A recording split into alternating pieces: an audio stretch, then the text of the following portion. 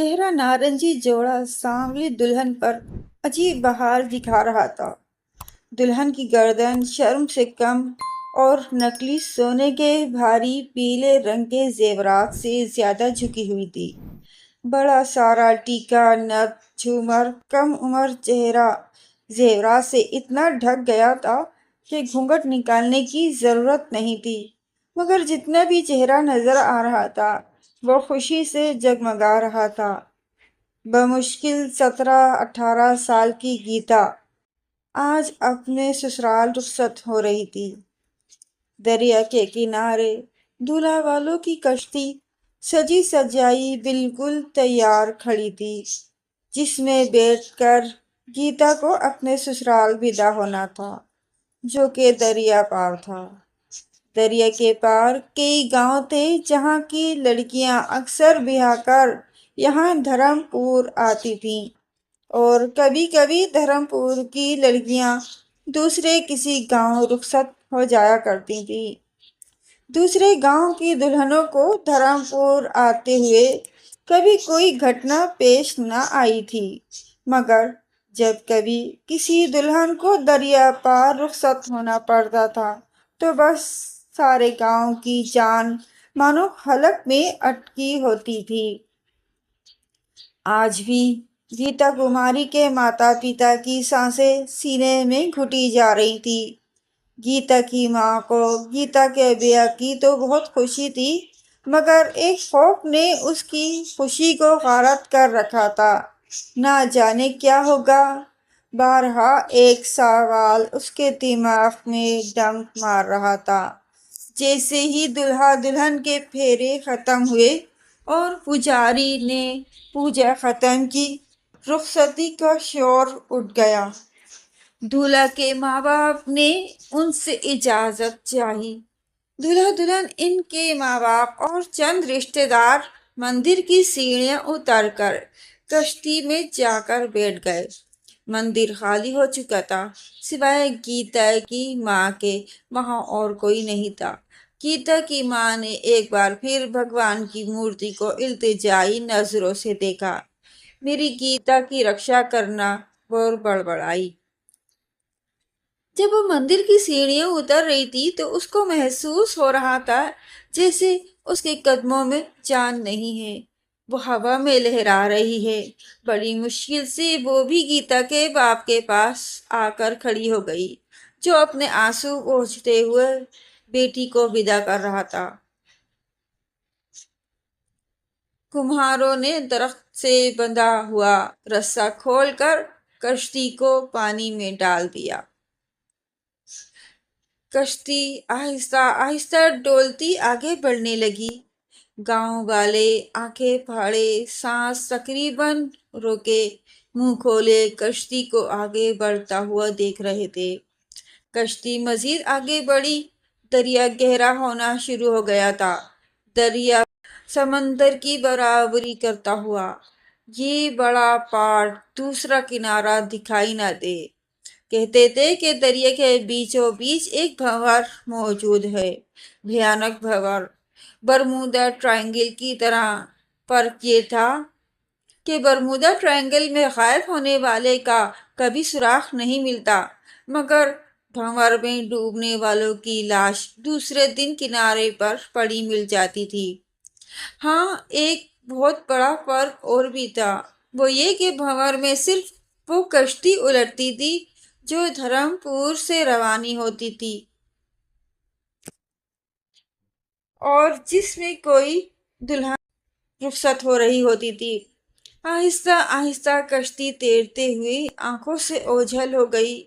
کوئی حادثہ رونما نہ ہوا، کوئی چیخو پکار کی آواز نہ گونجی۔ گاؤں والوں کی سانسیں آہستہ آہستہ بحال ہونے لگیں۔ وہ بھگوان کا شکر کرتے اپنے اپنے گھروں کو لوٹنے لگے۔ گیتا کی ماں نے دوبارہ مندر میں جا کر ماتھا ٹیکا، اور سب سے الگ تھلگ دور بیٹھے کانپتے ہوئے پریم چندر نے اپنے آنسو صاف کرتے ہوئے دریا کی طرف دیکھا۔ شکر ہے، اس نے گہری سانس لی، تیرا شکر ہے۔ کسی بھی مذہب کے لوگ ہوں خدا کا شکر ادا کرتے ہوئے ارادی یا غیر ارادی طور پر ہمیشہ آسمان کی طرف دیکھتے ہیں۔ نہ جانے پریم چند شکر کرتے ہوئے دریا کو کیوں دیکھتا تھا۔ گیتا کے بیاہ کے آخری خوفناک جان نکالنے والے گھٹنے دھرمپور گاؤں والوں کے لیے کوئی نئی بات نہیں تھی۔ کوئی 25 سالوں سے یہ بھیانک سلسلہ چلا آ رہا تھا۔ دوسرے گاؤں سے بیاہ کر لائی گئی دلہنیں بخیر و عافیت اپنے سسرال پہنچ جاتی اور ہیپیلی میرڈ ہی تصویر بن کر اپنے گھروں میں زندگی گزارتی، مگر جب کوئی دھرمپور کی لڑکی شادی ہو کر دوسرے گاؤں رخصت ہوتی تو اکثر دریا پار نہیں بلکہ دنیا کے پار پہنچ جاتی۔ دریا کے بیچوں بیچ کشتی بھنور میں پھنس جاتی، بری طرح چکرانے لگتی اور آخر کار الٹ جاتی۔ گاؤں دریا کنارے واقع تھا۔ گاؤں کے مردوں کا پانی سے راز و نیاز ان کے بچپن سے ہی شروع ہو جاتا تھا۔ گھنٹوں تیراکی کرتے ہوئے لہروں سے لڑنا ان کے بائیں ہاتھ کا کھیل تھا، مگر جو کبھی بھنور میں پھنس چکا تھا ان کا بیان ہوتا تھا کہ وہ بھنور نہیں ہے بلکہ دریا میں موجود اندھا کنواں ہے، موت کا کنواں۔ پھر بھی تیراکی کے فن میں بچپن سے ماہر ہونے کی وجہ سے سبھی لوگ لہروں اور موت کو شکست دے ڈالتے اور بچ جاتے، یہاں تک کہ کبھی کسی دولہا کو بھی خراش تک نہیں آتی تھی، مگر دلہن سرخ لباس میں ملبوس اپنے ہزاروں ارمانوں سمیت میلوں گہرے پانی میں ڈوب جاتی۔ 25 سال پہلے جب یہ خونی سلسلہ شروع ہوا تھا تو کئی سالوں تک تو گاؤں والوں کو واقعات کی سنگینی کا اندازہ نہ ہو سکا اور وہ دلہنوں کے ڈوب جانے کو محض اتفاق ہی سمجھتے رہے، مگر جب سال 2 سال میں کوئی ایک دلہن ضرور جان سے جانے لگی تو سب نے برسوں پہلے کی کڑیاں جوڑنا شروع کر دی اور نتیجہ نکال لیا کہ یہ حادثے بے وجہ نہیں ہیں۔ دریا بھیٹ مانگتا ہے اور صرف دھرمپور کی کسی لڑکی کی بھیٹ مانگتا ہے۔ دلہن بنی ہوئی لڑکی کی پریم چند نے اپنی چارپائی پر آہستہ سے کروٹ بدلی۔ نیند اس کی آنکھوں سے کوسوں دور تھی۔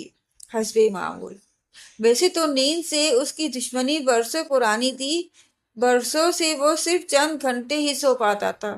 سارا دن دریا میں کشتی چلاتے مچھلیاں پکڑتے اس کا جوڑ جوڑ دہائی دینے لگتا تھا، مگر بستر پر لیٹتے ہی نیند بھاگ جاتی تھی، کسی شریر محبوبہ کی طرح۔ محبوبہ! پریم چند کے چہرے سے ایک آنچل ٹکرایا، ایک برسوں کی جانی پہچانی مہک ہر طرف پھیل گئی۔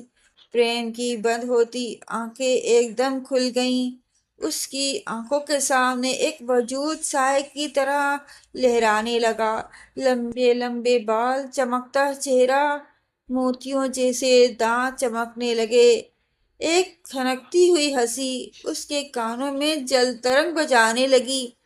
دیپا! پریم کے سوکھے لبوں سے آہ کی طرح ایک نام نکلا، دیپا! اس کی آنکھیں آنسوؤں سے بھر گئیں۔ دوسرے دن گیتا کماری کے سسرال سے خیریت کی اطلاع آ گئی۔ گیتا کے گھر والوں نے سکون کا سانس لیا۔ اب کی بار گیتا کی ماں نے گھر پر ہی بھگوان کا شکر ادا کر دیا۔ بیٹی اپنے گھر جا کر بس چکی تھی، اب کون مندر کی 2 منزلہ سیڑھیاں چڑھنے کا کشٹ اٹھائے، اور بھئی بھگوان تو ہر جگہ موجود ہے کہ نہیں؟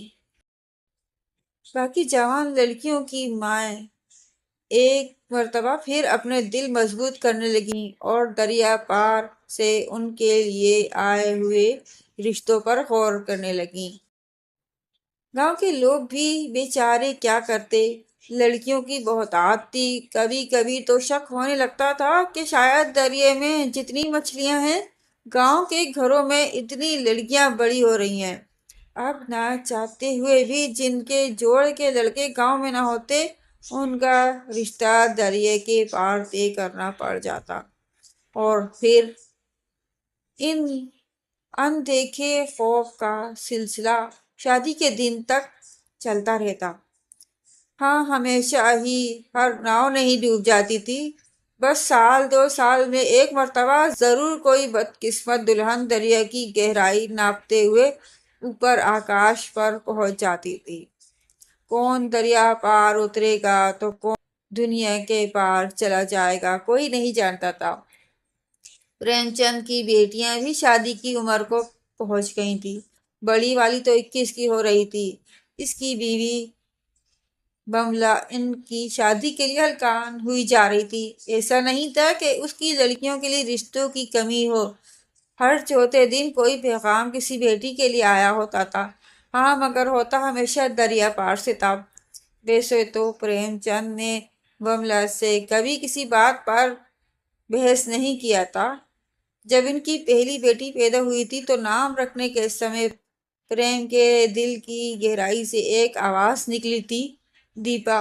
اس کا نام دیپا رکھیں گے۔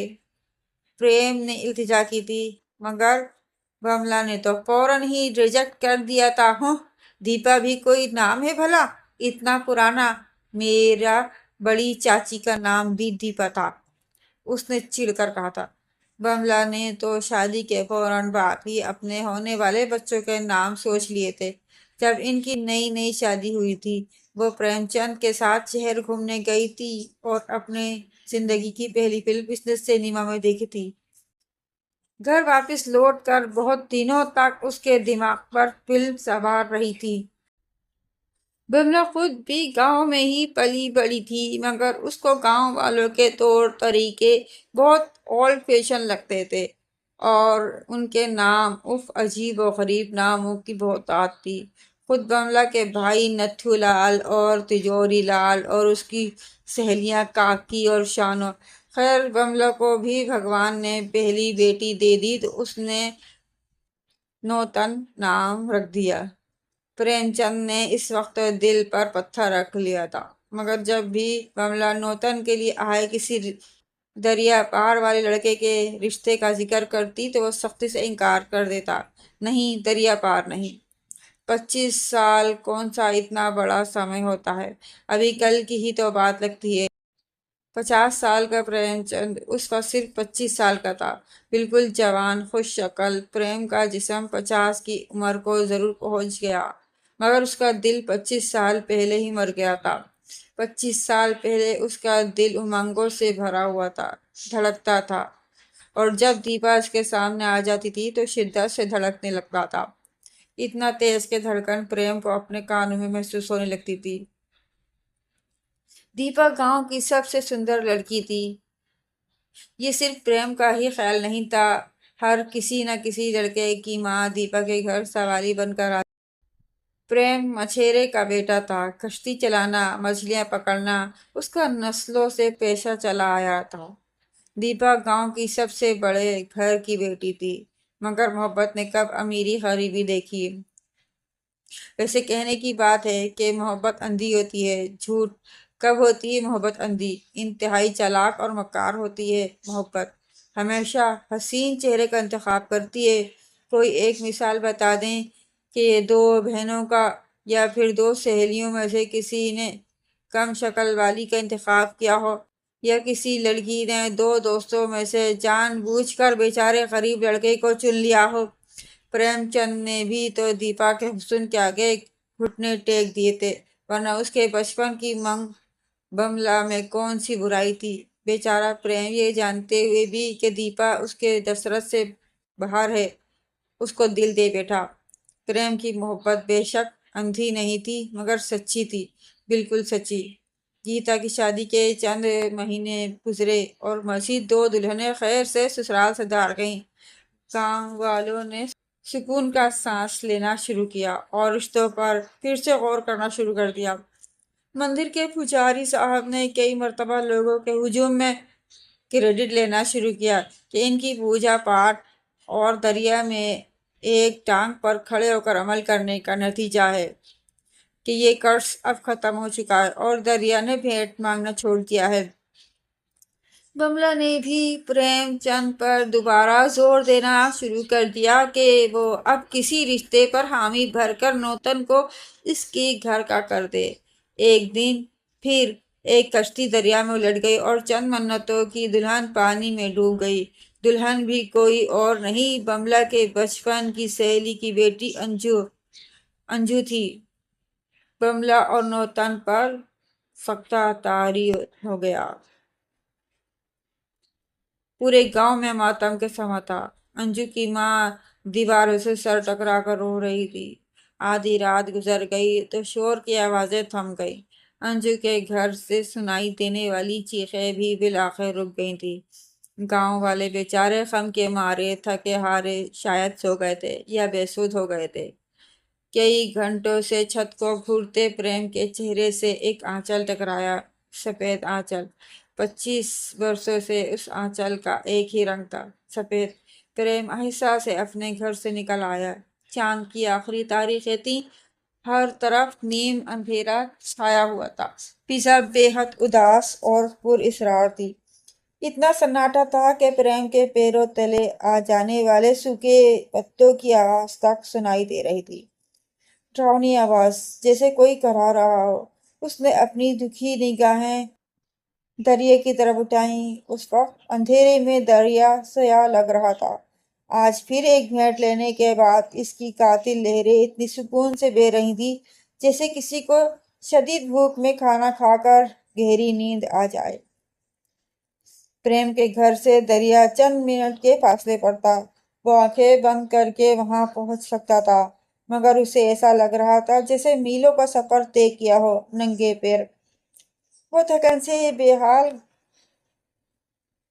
گھٹنوں کے بل گر گیا۔ اچانک اس پر نیند حملہ آور ہو گئی، ایک بے ہوشی۔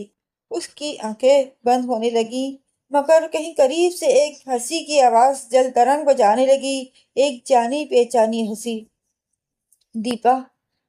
پریم نے بے ساختہ آنکھیں کھول دی۔ وہی تھی۔ پریم 50 کا ہو چلا تھا، مگر وہ تو بالکل ویسی کی ویسی تھی، جوان، حسین، چند قدموں کے فاصلے پر کھڑی ہنس رہی تھی۔ پریم کو اس کی ایک ایک ادا ازبر تھی، اس کا کھلی زلفیں جھٹکنا، اترا کر چلنا، پھر مڑ مڑ کر مسکرانا۔ مسکرا تو وہ آج بھی رہی تھی، مگر اس کی آنکھیں قہر برسا رہی تھی، زہر برسا رہی تھی۔ وہ نفرت سے پریم کو گھور رہی تھی۔ دیپا! پریم کے منہ سے نکلا۔ نہ جانے دیپا کے نام سے پریم کا کیا تعلق تھا۔ ادھر اس کا نام پریم کے لبوں سے نکلتا تو آنسو کی دھار اس کی آنکھوں سے بہنے لگتی تھی، ہمیشہ۔ آج پھر دیپا پکارتے ہی وہ رونے لگ گیا۔ دیپا! آج تو میری بات سن لے، مجھے क्षमा کر دے۔ وہ حسب معمول دریا کو دیکھتے ہوئے معافی مانگ رہا تھا۔ کہتے ہیں عورت مرد کی نظر کو فوراً بھانپ لیتی ہے۔ دیپا خوب جانتی تھی، ہوش سنبھالتے ہی جاننے لگی تھی کہ پریم اس کا دیوانہ ہے، اس کی ہر ادا پر جان دیتا ہے۔ مگر پریم کی محبت قطعاً ون سائیڈڈ تھی۔ دونوں اپنی اپنی جگہ اچھی طرح سمجھتے تھے کہ یہ محبت لا حاصل ہے، اور دونوں کو اس پر کوئی اعتراض نہیں تھا۔ دیپا تو تھی ہی اتنی پیاری کہ محبت تو اس کا حق تھی، اور پریم پر شاید اس کا نام کا حد سے زیادہ اثر تھا۔ اس کو دیپا کو چاہنے کے علاوہ کچھ نہیں چاہیے تھا۔ بات اگر یہیں تک رہتی تو پھر یہ کہانی کیسے بنتی؟ دیپا کے لیے آخرکار ایک بہترین رشتہ آ ہی گیا، اور اس کے ماں باپ نے اسے قبول کر لیا۔ لڑکا خوبصورت تھا، کھاتا پیتا تھا، اور بڑے گھر کا تھا، اور کیا چاہیے۔ دونوں طرف سے شادی کی تیاریاں زوروں پر تھیں۔ لڑکے والے دریا پار کے گاؤں سے تھے۔ جب بھی وہ کوئی رسم کرنے یا پھر ویسے ہی ملنے ملانے دیپا کے گھر آتے تو واپس جانے کے لیے پریم چند کی ناؤ ہی کرائے پر منگوائی جاتی۔ پریم چند کے دل پر کیا گزرتی تھی، یہ تو وہ خود ہی جانتا تھا یا بھگوان۔ کئی برسوں سے راتوں کو دیپا کے خواب دیکھنا تو پریم کا معمول تھا، مگر اس نے خواب میں بھی نہیں سوچا تھا کہ وہ اور دیپا کبھی آمنے سامنے ہوں گے، اتنے قریب، بالکل اکیلے۔ دیپا کے بیاہ کے دن بالکل قریب آ گئے تھے۔ پریم نے اپنے دل پر پتھر کی سیل رکھ لی تھی، بلکہ خود کو پتھر کر لیا تھا کہ ایک دن دیپا کے گھر سے پیغام آ گیا کہ کل کشتی تیار رکھے۔ دیپا اور اس کے ماں کو دریا پار کے مندر جانا تھا۔ دیپا کی ماں نے اپنی نازک پلی بیٹی کے بہترین رشتے کے لیے کب سے منت مانی ہوئی تھی کہ وہ پورے 7 مندروں میں پرساد چڑھائے گی، اور اب دیپا کے بیاہ کے دن بہت قریب آ گئے تھے تو وہ جلد از جلد اپنی منت پوری کر رہی تھی۔ پریم چند نے صبح سے اپنی ناؤ صاف ستھری کر کے تیار کر رکھی تھی، مگر اگر اس کو دیپا کی ماں کا خوف نہ آتا تو وہ پورے گاؤں کے پھول دیپا کے قدموں تلے بچھا دیتا، مگر دیپا کی ماں تو آئی ہی نہیں۔ اکیلی آتی دیپا کو دیکھ کر وہ حیران رہ گیا۔ دیپا کی ماں کو رات سے ایسا بخار چڑھا کہ وہ صبح کھڑی بھی نہیں ہو پا رہی تھی، مگر اس نے دیپا کو منت پوری کرنے بھیج دیا۔ کیا تھا اگر دیپا بھی نہ آتی؟ یہ سب تو نہ ہوتا۔ یہ سب ہو کر بھی کیا ہو گیا؟ نہ تو پریم کو کچھ مل سکا، نہ ہی دیپا کو۔ دیپا آہستہ آہستہ چلتی آ کر کشتی میں بیٹھ گئی۔ پریم نے کشتی پانی میں ڈال دی۔ کشتی آگے بڑھنے لگی۔ پریم آہستہ آہستہ چپو چلانے لگا۔ دیپا سر جھکائے بیٹھی تھی۔ دونوں کو ایک دوسرے سے جھجک محسوس ہو رہی تھی۔ نہ جانے کیا ہوا، کیسے ہوا، پریم میں جانے کیسے اتنی ہمت آ گئی۔ کشتی دریا کے بیچ پہنچ چکی تھی۔ پریم نے کشتی روک دی۔ دیپا نے چونک کر پریم کو دیکھا۔ نہ جانے کیا تھا دیپا کی خوبصورت آنکھوں میں۔ اس وقت دیپا کی مد بھری آنکھوں نے پریم پر سچ مچ نشہ طاری کر دیا۔ وہ کسی مدہوش شرابی کی طرح ہر خوف سے بے نیاز ہو گیا۔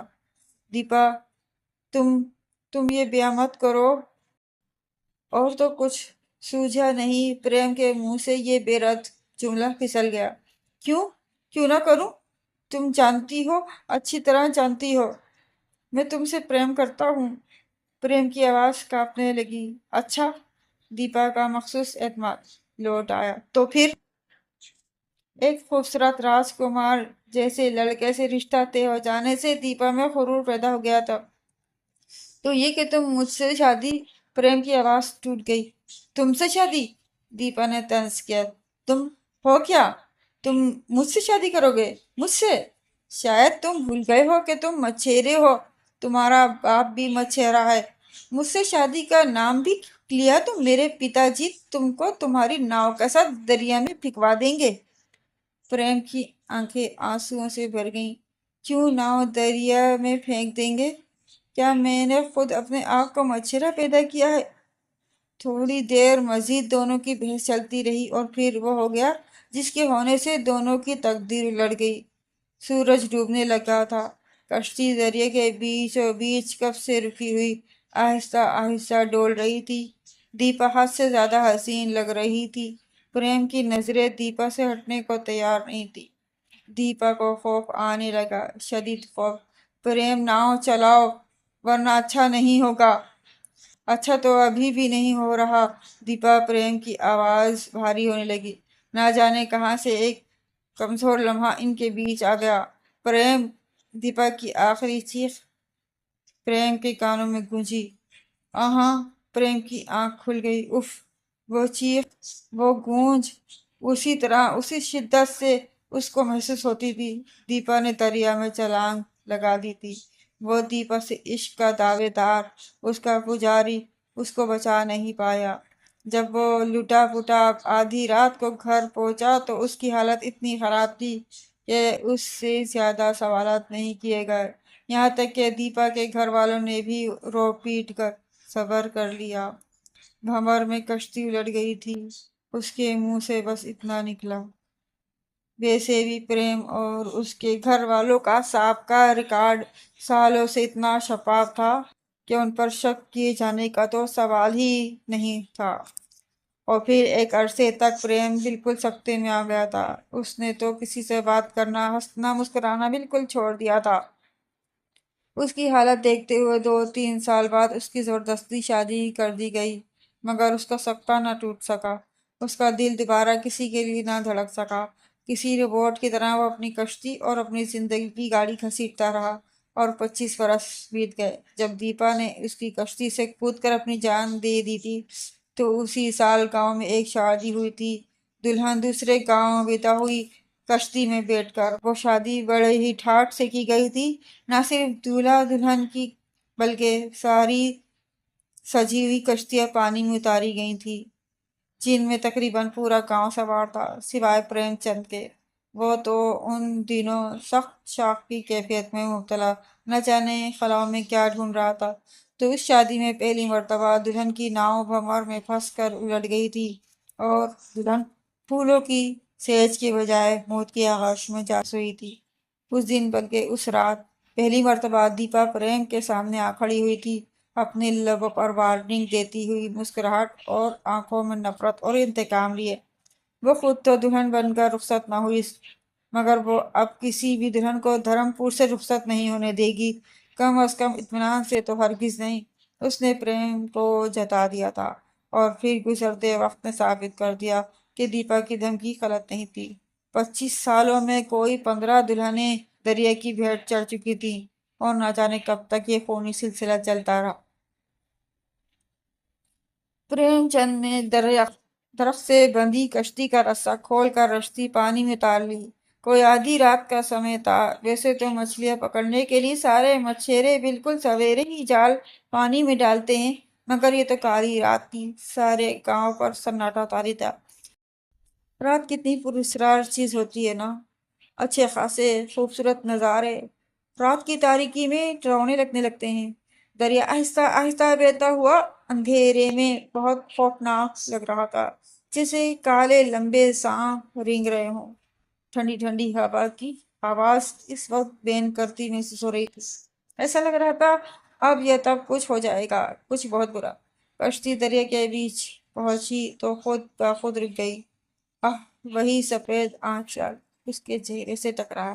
پریم چند اپنے خیالوں سے نکل آیا۔ وہ کشتی کے کونے میں بیٹھی تھی، عین اسی جگہ جہاں 25 سال پہلے بیٹھی ہوئی تھی۔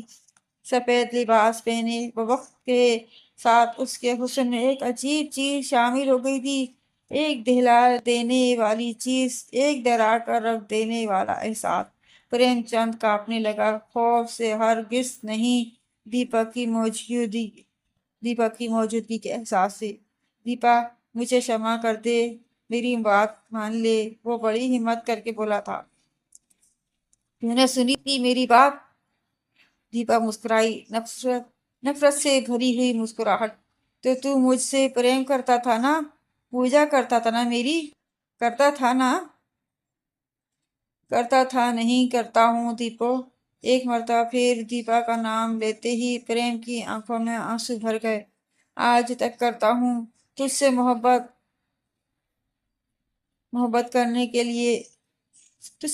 کرنے کے علاوہ میں نے اپنے جیون میں کیا ہی کیا ہے، تو ہی سمجھ نہ سکی۔ اس کی آواز بھر آ گئی۔ تو اس دن بھی غلط سمجھی تھی دیپا؟ پریم نے اپنی بات جاری رکھی۔ برسوں بعد آج وہ پھر سوال جواب کر رہے تھے۔ آج وہ سب کچھ کہہ دینا چاہتا تھا۔ 25 سال سے اس کی بات نامکمل تھی۔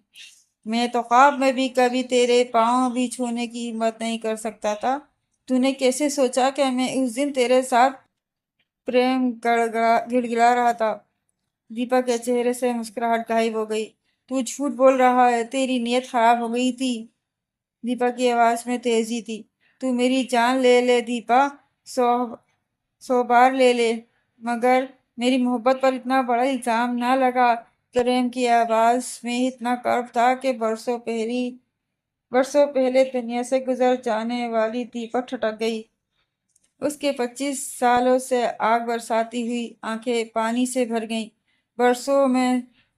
برسوں سے میں صرف تیرے مر جانے کا دکھ ہی نہیں جھیل رہا ہوں دیپا، میں اس آگ میں جل رہا ہوں کہ تو نے میری پوجا پر شک کیا تھا، تو نے مجھ سے ڈر کر جان دے دی تھی۔ کتنی جانیں لے لی تو نے دیپا، ان کا کیا قصور تھا؟ میرا کیا قصور تھا؟ دیپا پھر بھڑک اٹھی۔ نہ تو مجھے میری پوری زندگی مل سکی، نہ ہی پوری موت۔ میں کیوں بھٹک رہی ہوں؟ میں اب بھٹکتی ہوئی تھک گئی ہوں۔ مجھے اب شانتی چاہیے، مجھے پورا جیون نہیں ملا۔ پریم، مجھے اب پوری موت چاہیے۔ آہ! پریم کے چہرے سے ایک بڑی سی لہر آ کر ٹکرا گئی۔ وہ بری طرح چونک گیا، جیسے دنیا میں واپس آ گیا۔ دیپا کب کی غائب ہو چکی تھی۔ بملا نے نوتن کی بات پکی کر دی تھی۔ لڑکا خوبصورت تھا، نوتن کا جوڑ کا تھا اور دریا کے پار رہتا تھا۔ پہلی مرتبہ ایسا ہوا تھا کہ بملا نوتن کا رشتہ دریا پار کرتے ہوئے ہچکچا رہی تھی، مگر پریم نے پہلی مرتبہ ضد پکڑ لی تھی۔ تو بھگوان کا نام لے کر بیاہ طے کر دے، نوتن کی ناؤ نہیں ڈوبے گی، اب کسی دلہن کی ناؤ نہیں ڈوبے گی، اس نے اپنے دل میں کہا تھا۔ شادی کا دن قریب آ چکا تھا، ساری تیاری مکمل تھی۔ بملا بہت خوش تھی، سارا گاؤں ہی خوش تھا، مگر پھر بھی ایک دھڑکا سا لگا ہوا تھا، جانے کیا ہوگا۔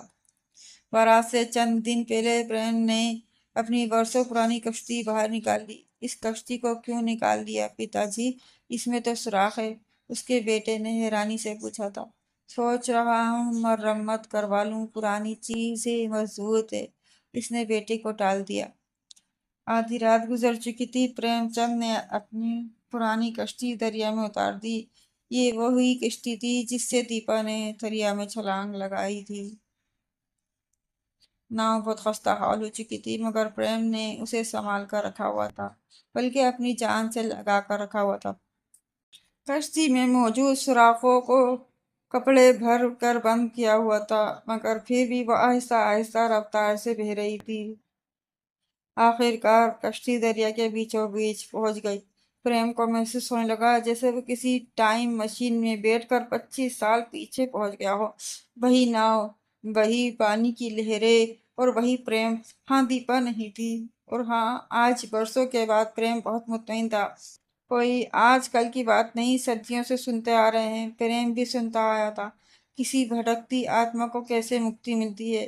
کوئی برسوں سے در بدر پھرتی بدروح کسی طرح ہمیشہ کے لیے شانت ہو جاتی ہے، اس کے مرنے کی وجہ کو سزا دے کر، اس کو بالکل اسی انداز میں موت دے کر جس طرح اسے مارا گیا تھا۔ پریم نے کشتی روک دی۔ دیپا دیکھ، میں آ گیا ہوں، وہیں کھڑا ہوں، اسی جگہ۔ تو نے میری محبت قبول نہیں کی، اس کی آواز بھر آ گئی۔ تو نے میری معافی قبول نہیں کی، آج تک نہیں، پر دیپا آج میری بھیٹ قبول کر لے۔ پریم نے ناؤ کے سب سے بڑے سوراخ سے کپڑا نکال لیا۔ کشتی میں تیزی سے پانی بھرنے لگا۔ یہ بھیٹ تجھے قبول کرنی پڑے گی دیپا، اس میں ہی نجات ہے، تیری بھی اور میری بھی۔ پریم کے کمر تک پانی آ گیا، کشتی تقریباً ڈوب گئی تھی۔ دیپو، مجھے क्षमा کر دے، گاؤں کی دلہنوں کی بھیٹ لینا چھوڑ دے۔ پریم کے چہرے سے ایک آنچل ٹکرایا۔ اچانک کشتی زور زور سے گھومنے لگی، جیسے کسی بھنور میں پھنس گئی ہو۔ پریم نے گہری ٹھنڈی آخری سانس بھری۔ ایک تیز لہر نے آخر کار کشتی کو الٹ دیا۔ پریم چند لمحوں میں میلوں گہرے پانی میں جا گرا۔ نوتن کی بارات پریم کی وصیت کے مطابق اسی تاریخ پر آئی اور خیریت سے دریا پار پہنچ گئی۔ اس دن کے بعد دریا نے پھر کبھی کسی دلہن کی بھیٹ نہیں مانگی۔